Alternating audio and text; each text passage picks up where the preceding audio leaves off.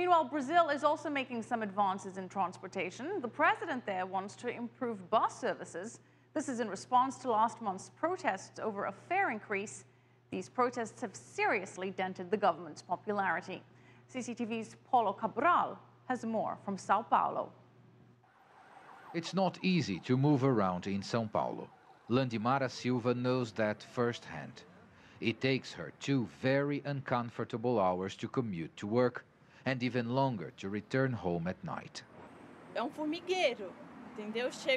I have to take one crowded bus to get here from home and then a second one to get to work. And it's like a swarm of ants. Public transportation is horrible, and companies don't invest as much as they should.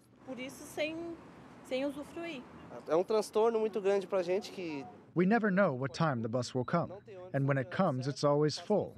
It's really disrespectful to the citizens.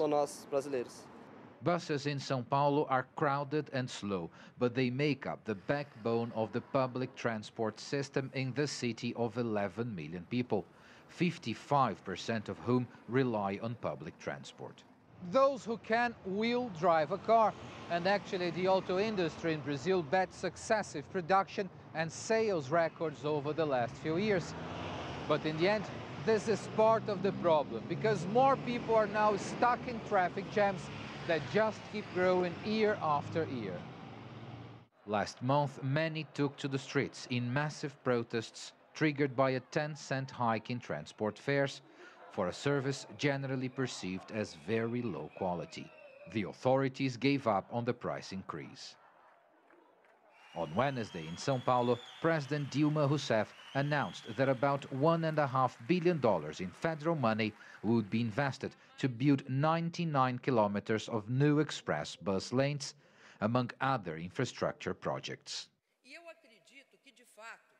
I believe that public transportation is one of Brazil's key social and economic issues. Experts say making buses faster is an important step, but that only real commitment and heavy investment in public transport will fix the mobility issues facing big Brazilian cities. Paulo Cabral, CCTV, São Paulo.